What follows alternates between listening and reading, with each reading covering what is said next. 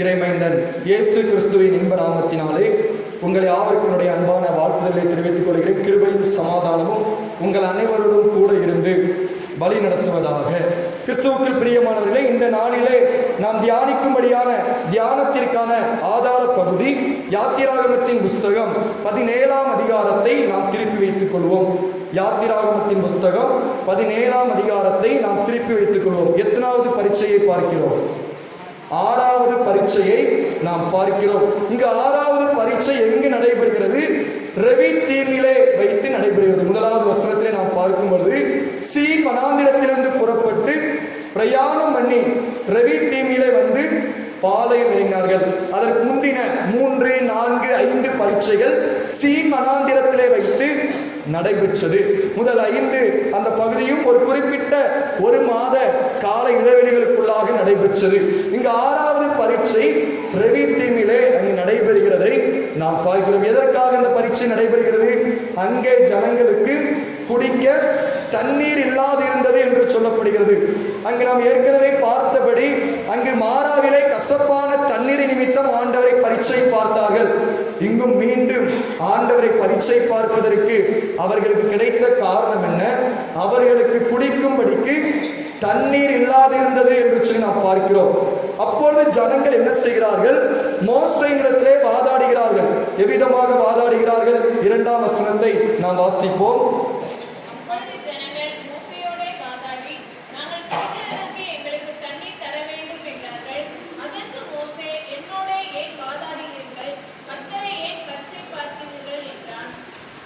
நாங்கள் குடிக்கிறதற்கு எங்களுக்கு தண்ணீர் தர வேண்டும் என்றார்கள். அதற்கு மோசே, என்னோட ஏன் வாதாடுகிறீர்கள்? கர்த்தரை ஏன் பரீட்சை பார்க்கிறீர்கள் என்று சொல்லி கேட்கிறதை நாம் பார்க்கிறோம். இங்கு அவர்களுக்கு தண்ணீர் அந்த ரெவித்தீமிலே இல்லை. அதி நிமித்தமாக ஆண்டவரை பரீட்சை பார்க்கிறார்கள். இங்கு அவர்களை வழிநடத்தி செல்லக்கூடிய தலைவர் யார்? அங்கு மோசே கடவுளாலை தெரிந்தெடுத்து வழிநடத்தப்படுகிறார். இப்பொழுது உதாரணமாக இப்போ VBS இருந்து டூர் போறோம்னா, சண்டே ஸ்கூல் டூர் போறோம்னா, இப்போ பிள்ளைகளுக்கு ஒரு தேவை இருக்கிறது. யாரிடத்துல கேட்பார்கள்? சண்டே ஸ்கூல் டீச்சர் இல்லைன்னா டைரக்டர்ஸ்ட கேட்பாங்க. அதே போல்தான் இங்கு இஸ்ரவேல் ஜனங்களும் மோசேயின் இடத்துல தான் கேட்க வேண்டும். ஏன்னா வழிநடத்தி செல்கிறது யாரு? மோசேயின் இடத்துல. ஆனால் இங்கு ஜனங்கள் கேட்கக்கூடிய விதத்திலே இங்கு மாறுபாடு இருக்கிறது. அவர்கள் எவ்விதமாக மோசேயின் இடத்துல கேட்கிறார்கள் என்றால், அப்பொழுது ஜனங்கள் மோசேயோடு வாதாடி என்று சொல்லிக் கொடுக்கப்படுகிறது. அவர்கள் மோசேயின் இடத்திலே கேட்கவில்லை, தங்களுடைய குறைவை தெரிவிக்கவில்லை, மாறாக வாதாடுவதை நாம் பார்க்கிறோம். அங்கு அவர்களுடைய ஜனங்களை வழிநடத்தும்படிக்கு ஆண்டவரால் தெரிந்தெடுக்கப்பட்ட தலைவர் இந்த மோசே. ஆனால் மோசேயின் இடத்திலே இந்த ஜனங்கள் வாதாடுவதை நாம் பார்க்கிறோம். ஆகவேதான் அங்கு கடவுள் அவர்கள் மீது கோபப்படுகிறார். மோசேயும் கேட்கிறார், ஏன் என்னோடு வாதாடுகிறீர்கள்? நீங்கள் என்னோடு வாதாடுவது என்பது கடவுளை பரீட்சை பார்ப்பதற்கு சமம் என்று சொல்கிறதை நாம் பார்க்கிறோம். ஆகவே நம்மை வழிநடத்தி செல்லக்கூடியவரிடத்திலே அங்கு நாம் கேட்பது வேறு, வாதாடுவது என்பது வேறு. இங்கு மோசேயினிடத்திலே வாதாடினது நிமித்தமாக அவர்கள் கடவுளை பரீட்சை பார்க்க நேரிட்டது. 3ஆம் வசனத்திலே நாம் பார்க்கிறோம், அங்கு அவர்கள் தண்ணீர் தாகமாக இருந்தபடியினாலே மோசேயினிடத்திலே முறுமுறுக்கிறார்கள். எங்களையும் எங்கள் ஆடு மாடுகளையும் கொன்று போடும்படிக்கா எகிப்திலிருந்து எங்களை கொண்டு வந்தீர் என்று சொல்லுகிறதை நாம் பார்க்க. அவர்களுடைய சிந்தனை எல்லாம் அங்கே எகிப்திலே காணப்பட்டது. எங்களுடைய முற்காலத்திலே இருந்த வாழ்க்கை இவ்விதமாக காணப்பட்டதே, இந்த வனாந்திரத்திலே நாங்கள் கடினப்படுகிறோமே என்று சொல்லி அவர்கள் மோசேயினிடத்திலே முறுமுறுக்கிறதை நாம் பார்க்கிறோம். அங்கு மோசே செய்யக்கூடிய காரியம் என்ன? 4வது வசனத்திலே மோசே கர்த்தரை நோக்கி கூப்பிட்டு, இந்த ஜனங்களுக்கு நான் என்ன செய்வேன்? இவர்கள் என்மேல் கல்லெறிய பார்க்கிறார்கள். மோசையால என்னதான் செய்ய முடியும்? ஆண்டவரிடத்திலே கேட்கதான் முடியும். மோசே கடவுளிடத்திலே வாதாடவில்லை, மாறாக இந்த ஜனங்களுக்காக பரிந்து பேசுகிறான். என்னை கல்லெறிய பார்க்கிறார்கள், ஆண்டவரை நான் என்ன செய்ய வேண்டும் என்று சொல்லுகிறதை நாம் பார்க்கிறோம். ஆண்டவர் என்ன மறுத்தரவு செய்கிறார்? 5ஆம் வசனத்தை நாம் வாசிப்போம்.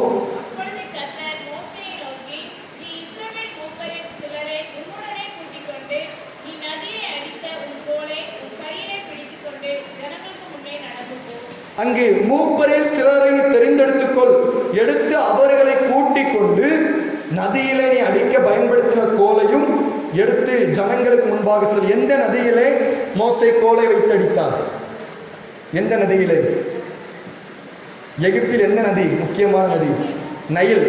எகிப்து நைல் நதியிலே மோசே கோலை வைத்து அடித்து அந்த நைல் நதியை இரத்தமாக மாற்றினார் என்று சொல்லி நாம் பார்க்கிறோம். ஆகவே நைல் நதியை அடித்த அந்த கோலை எடுத்துக்கொண்டு ஜனங்களுக்கு முன்பாக போ, மூப்பரோடு நீ செல் என்று சொல்கிறார்.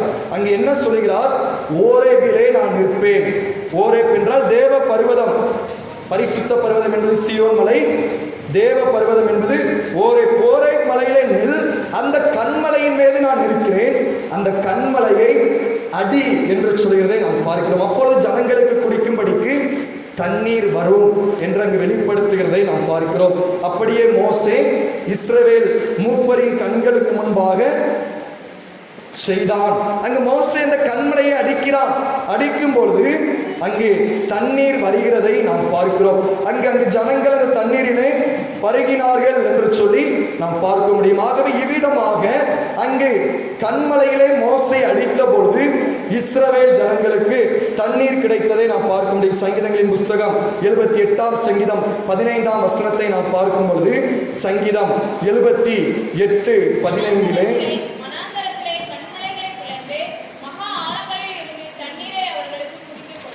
அங்கு வனாந்திரத்திலே கண்மலைகளை பிளந்து ஆண்டவர் அவர்களுக்கு தண்ணீரை கொடுத்தார் என்று சொல்லி நாம் பார்க்கிறோம். இங்கு எந்த அடிப்படையிலே இஸ்ரவேல் ஜனங்கள் கடவுளை பரீட்சை பார்த்தார்கள்? 7வது வசனத்திலே இங்கு தெளிவாக சொல்லப்பட்டிருக்கிறது. வாசிக்க கேட்போம்.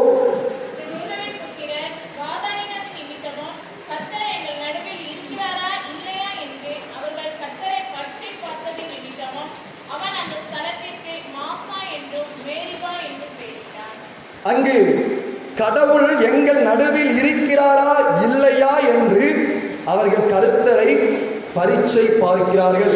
அவர்கள் பரீட்சைக்கு காரணம் என்ன? சந்தேகம். 6வது பரீட்சை சந்தேகத்தின் அடிப்படையிலான பரீட்சை, சந்தேகத்தினால் உண்டாகிய பரீட்சை. அங்கு இஸ்ரவேல் ஜனங்களுக்கு ஒரு சந்தேகம், கடவுள் எங்கள் நடுவிலே இருக்கிறாரா? அவர் நடுவிலே இருப்பாரே என்றால் எங்களுக்கு ஏன் இந்த தாகம் என்ற அடிப்படையிலே அவர்கள் வாதாடுவதை நாம் பார்க்கிறோம். அந்த சந்தேகம் அவர்களை எவ்விதமாக அங்கு வழிநடத்தி செல்கிறது? மோசையிடத்தில் அவர்கள் கேட்கக்கூடிய விதத்திலே கேட்கவில்லை, மாறாக வாதாடுகிறார்கள் என்று சொல்லி பார்க்கிறோம். அந்த வாதாட்டத்தின் நிமித்தமாகவும் சந்தேகத்தின் நிமித்தமாகவும் கடவுளை பரீட்சை பார்க்கிறார்கள். அந்த ஸ்தலத்திற்கு எவ்விதமாக பெயரிடப்பட்டது? மாசா என்றும் மேரிபா என்றும் பெயரிடப்பட்டது. மாசானா என்ன அர்த்தம்? மாசானா என்ன அர்த்தம்? ப்ரூஃப் பார்க்கணும் அப்படின்னு கேள்விப்பட்டிருப்பீங்க. இப்போ உதாரணத்துக்கு நீங்கள் இன்விடேஷன் கார்டு அடிப்பீங்கன்னா அதுக்கு முன்ன கட்டி ஒரு ப்ரூஃப் பார்க்கணும், நிரூபிக்க வேண்டும் என்ற அடிப்படையிலே மாசா என்ற வார்த்தைக்கு நிரூபித்து காட்ட வேண்டும், கடவுள் எங்கள் நடுவில் இருக்கிறதை நிரூபித்து காட்ட வேண்டும் அவர்கள் எண்ணினபடியினாலே அதற்கு மாசா என்று பெயரிடப்பட்டது. நம்மளுக்கு மாசானா இது வரும், மாசா ஜூஸ் தான் ஞாபகம் வருங்க. அடுத்து மேரிபா. மேரிபா என்றால் என்ன அர்த்தம்? மேரிபா என்றால் சண்டை அல்லது வாதாடுதல் என்ற அர்த்தம். மேரிபா என்றால் சண்டை அல்லது வாதாடுதல் என்ற அர்த்தம். மாறானா என்ன அர்த்தம்? மாறானா என்ன அர்த்தம் சொன்னேன்? கசப்பு. மாறா என்றால் கசப்பு. அவ்விதமாக இங்கு மாறா என்பது கசப்பை குறிப்பது போல மாசா என்பது நிரூபிக்கப்படுதலையும் மேரிபா என்பது சண்டை அல்லது வாதாடுதலையும் குறிக்கிறதை நாம் பார்க்கிறோம். ஆகவே கிறிஸ்துவுக்குள் பிரியமானவர்களே, இந்த ரெவினி தீமிலே இஸ்ரவேல் ஜனங்கள் கடவுளை பரீட்சை பார்க்க காரணம் என்ன? அவர்களுக்குள்ளாக சந்தேகம், அவர்களுக்குள்ளாக ஒரு விதமான அங்கு சந்தேக எண்ணம் வந்தபடியினாலே கடவுள் எங்கள் நடுவிலே இருக்கிறாரா இல்லையா என்று சொல்லி நிரூபித்து காட்ட வேண்டும் என்று சொல்லி எண்ணினார்கள். அங்கு கடவுள் இருக்கிறாரா இல்லையா என்று சொல்லி மோசையிடத்திலே தண்ணீரை வைத்து வாதாடினார்கள் என்று சொல்லி நாம் பார்க்கிறோம். கிறிஸ்துவுக்குள் பிரியமானவர்களே, நாமும் நம்முடைய வாழ்க்கையிலே பல நேரங்களிலே கடவுள் என்னோடுதான் இருக்கிறாரா, கடவுள் என்னை வழி நடத்துகிறாரா என்று சொல்லி நாம் கடவுளை சந்தேகப்பட்டு பரீட்சை பார்க்கிறவர்களாக காணப்படுகிறோம். ஆனால் அவ்விதமாக பரீட்சை பார்க்கக்கூடாது என்று சொல்லி வேத வசனம் நமக்கு தெளிவாக கற்றுத் தருகிறது. அங்கு வாசிக்க கேட்ட அங்கு 2 கொரிந்தியர் 1 கொரிந்தியர் 10 வசனத்திலே நாம் பார்க்கும் பொழுது அந்த ஞான கண்மலை கிறிஸ்துவே. அங்கு இஸ்ரவேல் ஜனங்களுக்கு எங்கெல்லாம் கண்மலையிலிருந்து தண்ணீர் புறப்பட்டு வந்ததோ அந்த கண்மலையை அங்கு அப்போஸ்தலனாகிய பவுலடிகளார் எவ்விதமாக ஒப்பிடுகிறார்? அந்த கண்மலை இயேசு கிறிஸ்து என்று ஒப்பிடுகிறார். கண்மலை என்றால் ஒரு இடத்திலே இருக்கக்கூடியது. அது நகராது. ஆனால் இங்கு பவுலடிகளார் சொல்கிறார், அவர்கள் எப்பேற்பட்ட கண்மலையில இருந்து குடித்தார்களோ அவர்களோடு கூட சென்ற கண்மலை.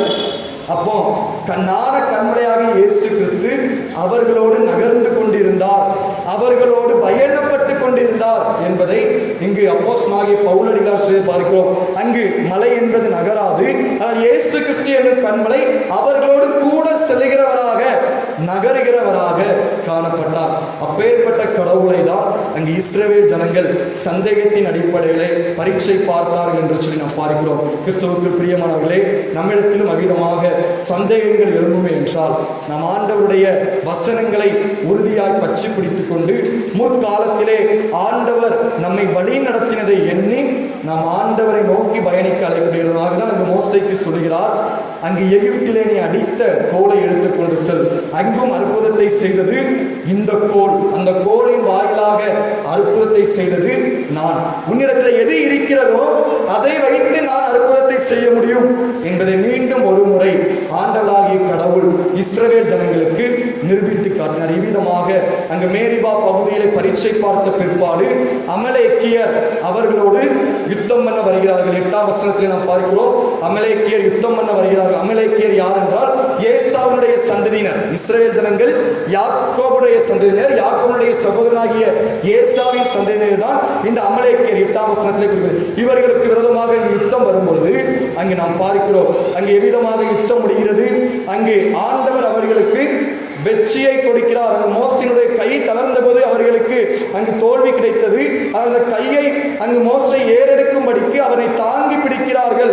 அங்கு வெற்றிக்கு பிற்பாடு யெகோவா நிசி, கடவுளின் கொடியானவர், கடவுளின் வெற்றியின் கொடி என்று சொல்லி அந்த பலிபீடத்திற்கு பெயரிடுவதை பார்க்கிறோம். அங்கு சந்தேகத்தின் நிமித்தமாக இஸ்ரவேல் ஜனங்கள் பரீட்சை பார்த்தாலும் அவர்களுடைய சந்தேகத்தை தீர்த்து வைத்து தண்ணீரை கொடுத்ததும் அல்லாமல் அவர்களுக்கு எதிராக வந்த சத்துருக்களின் இடத்திலிருந்தும் ஆண்டவர் விடுதலையை கொடுக்கிறவராக காணப்பட்டார். ஆகவே கிறிஸ்துவுக்குள் பிரியமானவர்களே, நம்முடைய வாழ்க்கையிலே நாம் சந்தேகப்படாமல் ஆண்டவரை பின்பற்ற அழைக்கப்படுகிறோம். அங்கு விசுவாசிக்கிற இடத்திலே சந்தேகம் காணப்படக்கூடாது.